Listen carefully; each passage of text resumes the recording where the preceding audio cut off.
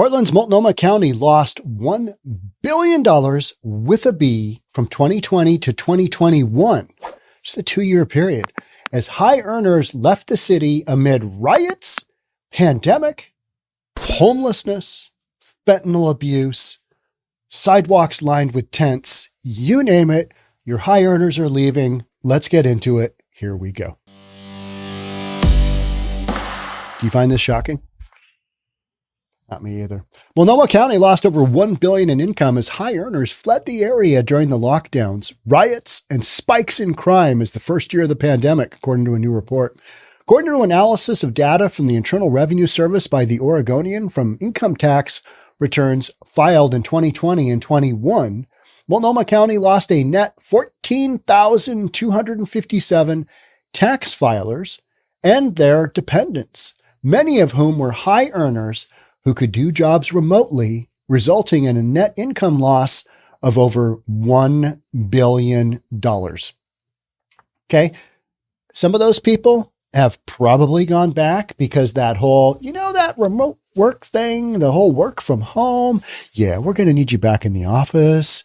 That's literally what's going on. Okay. Yeah, I know we said we're going to work from home forever, but now we need you back 3 days. 4 days. We'll need you in the office. Pretty soon it'll be, I'll need you in the office on Saturday. Yeah. No, you had a whole bunch of people leave because they could, and they're the high wage earners. But bottom line is a lot of those folks will not be back because what they got out of their location in Portland, Multnomah County is a big county and basically just known for Portland. It's the big city in the county, right? A lot of those folks, yeah, they're not going back.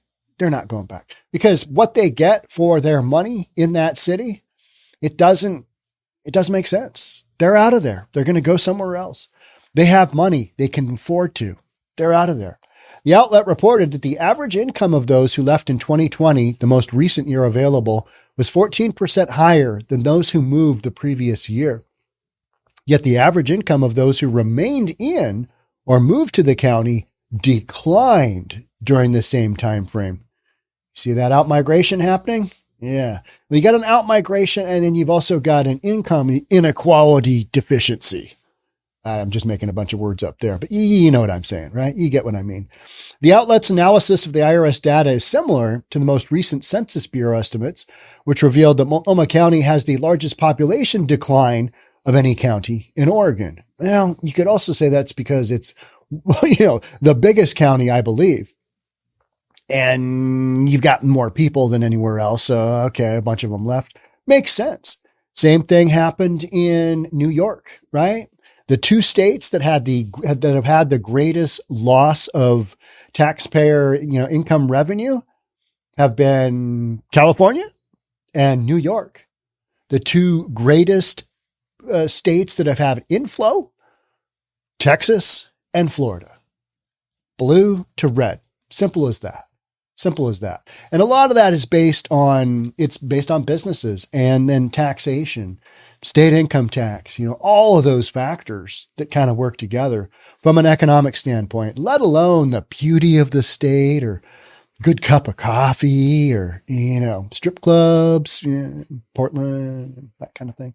The city's largest city, Portland, has saw an exodus during this time frame, which has continued causing the Rose City to be one of the fastest declining large cities in 2022, according to the Oregonian. The city has also grappled with record-breaking homicides. Man, we haven't been hearing that this year. I believe homicides are down, right? I think are they at 30 or 40? Whereas last year, last year was a record, over 100 homicides in Multnomah County. Portland. The problem is exacerbated by the fact that Portland police lack resources to follow up on investigations and property crimes. Yeah, that is so true. And I know that on basically a daily basis from communicating with the man in blue down there. It's like, all right, yeah, we're down this many for this shift, down that many for this shift. You're going to crank up the overtime, stuff like that. Those are facts that you can't avoid. When you go into a shift and you're working on 2/3 capacity or even worse in Seattle, working on 50% capacity. Those are not the direction you want those numbers to go, because when that happens, you are indicating you don't have the resources to follow up on investigations. Nobody's reporting property crimes because they know nothing's going to happen. So a lot of these cities where we're talking about criminal activity seems to be down because nobody's reporting it. Because why would they? Why waste your time calling 911, filling out a police report, spending a bunch of time when you've been through this drill multiple times? Because you live in a city where, people are frequently have their homes broken into, their businesses broken into. Man, did you see that Gucci robbery down in California? Just a bunch of, hoodlums go in and just rob the store blind. That was a wacky one. But we've been seeing that consistently, right? Organized retail theft. I mean, that is a small mob going in and just clearing out the Gucci store. Making matters worse was a revelation in 2022 that District Attorney Mike Schmidt is prosecuting less than half of all misdemeanor theft cases referred to his office by police. And his response would be, the police aren't giving me enough information for me to prosecute these crimes. Don't have enough information to go off of. I have to dismiss them. Well, maybe if you had some more cops, you'd be able to do that. You know what I mean? Yeah, but that's not the case. So whether it's the district attorney or it's the police's inability to basically do their job because they are down so many officers, because of defund the police, because of anti-police rhetoric, because nobody wants to be a cop, because you've got more people retiring, quitting, making lateral moves to other police departments versus incoming. Yeah, there's that. According to the analysis, many who left Multnomah County in 2020 and 2021 have moved to nearby suburbs. And that's what I talk a lot about. The burbs. People are going to the burbs. Why is that? Well, because they're better run. Yeah. Oftentimes they're better run. While some went out of state to places such as Spartanburg County in South Carolina, Kitsap County in Washington. Kitsap County in Washington, that is, it's affordable. It's some beautiful country and it's affordable. And liberal strongholds such as Travis County in Texas, which contains Austin, as well as San Francisco. Can you imagine moving out of Portland to San Francisco? All right. Okay. Yeah, but Spartanburg County in South Carolina. If you're in Spartanburg County, South Carolina, let me know how it's going. I've never even heard of that county. Kitsap County, yeah. Austin. I mean, we all know that it's got that whole liberal thing in a, red state. So I get it. The high earners typically move to areas with more space or other urban areas, while those with lower incomes usually stayed in Oregon, but moved to more affordable counties because they don't have the resources to make that move. Right? They're like, okay, we're kind of stuck here. We can move a county over, but our job is here. Don't know if we're going to get that job elsewhere, whatever it might be. They're not inclined to just pick up and make a move from Seattle to Florida. Like we have had dozens and dozens of those transactions here at Summit Properties Northwest. It's just, where are they moving to? Florida. Where are they moving to? Texas. Tons of those, I'm not making stuff up. People are not moving from Seattle to San Francisco unless it's job related. All right. I got this killer job down there. Yeah. I know my mortgage is going to be crazy expensive, but for my career, I got to take this move and, we're going to make it work. It's like, okay. All right. Yeah. See how that works out. The Oregonian noted that the state deaths outnumber births. Yeah. Okay. That combined with the loss of income could result in cuts in government spending due to budget shortfalls, as the state is heavily reliant on the high earners as a source of revenue due to Oregon's personal income tax. What have we just talked about there? We have talked about the doom loop. And the doom loop for any of these cities is, as their tax revenue decreases, they got a couple of options. One is to increase the taxes and generate more revenue, or decrease their services so that folks in their city get less, pay more, get less. That's not the direction you want to go. Get more, pay less. That's where all these folks are going, right? It is not that difficult to figure out. And yet you talk to so many people and you're like, did you know that there's a massive outmigration from Portland? What? No way. Why would that be? The inevitable doom loop is you've only got a few options. And these cities, San Francisco being a prime example, 23 million square feet of office space in its downtown core, empty. You've all seen the videos. You've seen it's Metal Leo, I think. He's doing walkthroughs of all these communities in San Francisco. They're empty. They're flat out. Their retail is empty. I mean, it's block after block after block. He'll go, yeah, that used to be a whatever. There's Nordstrom. The sign's still up, but it's closed down. And just, block after block of really well-known, recognizable shopping districts. Westfield Mall being one. The majority of its stores closed down. The owners of the Westfield Mall gave their keys back to the lender. Here you go. Good luck with that mall. We can't make this work anymore. So the more that you have of that, the less revenue comes in. What's the city going to do? They're going to tax the people left, and they're going to cut those expenses, meaning they're going to cut those services. So now that bus, that transport, that public transportation that used to bring people in, that made people want to work in downtown. All right, I can get there pretty easy.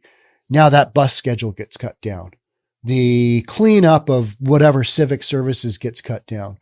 Pumping money into the infrastructure of the city gets cut down. Revitalizing areas gets cut down. And it just continually gets worse. So, I think the deaths that outnumber the births, yeah, that's one thing. Okay. And the number of people that left during the pandemic, that's another thing. But then you start to put all of these together and you've got some real financial issues coming up. And I talk a lot about the whole commercial real estate being a ticking time bomb. And I really believe that to be true. Because what are you going to do to turn around this whole remote work from home deal, right? What are you going to do to turn that around? Because that is what's happening. And this is not a West Coast deal. It's not an East Coast deal. This is a worldwide deal. You've got cities all around the world that shut down during the pandemic, required their employees, everybody who could, to work from home. So we didn't all die of the Rona. And now you've given people their freedom, the employees their freedom. They do not want to give it back. Nobody wants to give it back. We had a walkout here at Amazon. It was a weak walkout at best. I mean, it was kind of like a lunch break protest, but in the media, it's been hundreds of Amazon employees walked out in protest of going back to the office 3 days out of the week. 3 days out of the week. You're working from home the rest. You're working from wherever, willy-nilly. You got a 4-day weekend, essentially, right? Because I think a lot of folks can pack their workday into a couple hours and they can do laundry, they can do whatever. Now, there's a lot of people that work, if you're in a job where you're working remotely, oftentimes you've got the ability to measure your work production. And if you're in sales, well, how many sales do you get? You get that? Okay. It's like real estate. You eat what you kill, right? So if you don't kill much, how'd your sales go this week? Yeah. And you worked from home 4 days a week. Okay. Well, going to take that into consideration. Amazon is going down the route of, on your next performance review, we're going to be looking at how many days you were in the office. So that's 3 days a week. So you got 40% of the work week where people aren't there. These real estate spaces, they're going to become more and more vacant. And that's a worldwide trend. So now all this space that's empty combined with people leaving. New York City had one of the greatest exoduses of folks during the pandemic because it's so dense, right? Nobody wants to live in an environment where you got to, touch an elevator to get out. And who knows who had the Rona that last touched that button, it's just in a dense environment like that. People just left in droves. Okay, I don't want to be here because I don't want to die because the media was telling you, if you breathed air at all, you were going to die. And it was so clear. Get that vax, otherwise you're going to die. Get that vax. get that vax, get that 14th shot so that, you protect your neighbor, even though it doesn't prevent you from giving it to them. That whole drill. All these factors ultimately work together, or if you want to see it, against cities that have gone down these routes. That's what you got going on. It's pretty simple. It's pretty basic. And the numbers don't lie. Kind of like, what was that, Shakira with the hips don't lie? It's like, all right. Yeah, that's so true. In basketball, you can do a head fake. You can go like that and get somebody to move. You watch somebody's hips, you can't fake those out. I mean, if you're Michael Jackson, maybe you can. But yeah, the numbers don't lie. All right. I'm going to leave you with that for now. Thanks so much for being here. I'm off to seafair. I got 4 days of seafair. My boat. It's going to be epic. It's going to be 83, 84, and 86. The 3 days I'm going to be out there. The 4th day is an optional day. So you tell me where else in North America you're going to have 83, 84, and 86 the beginning of August. I'm excited. I'm pumped. Thanks for watching this. We'll catch up on the next one. Bye for now.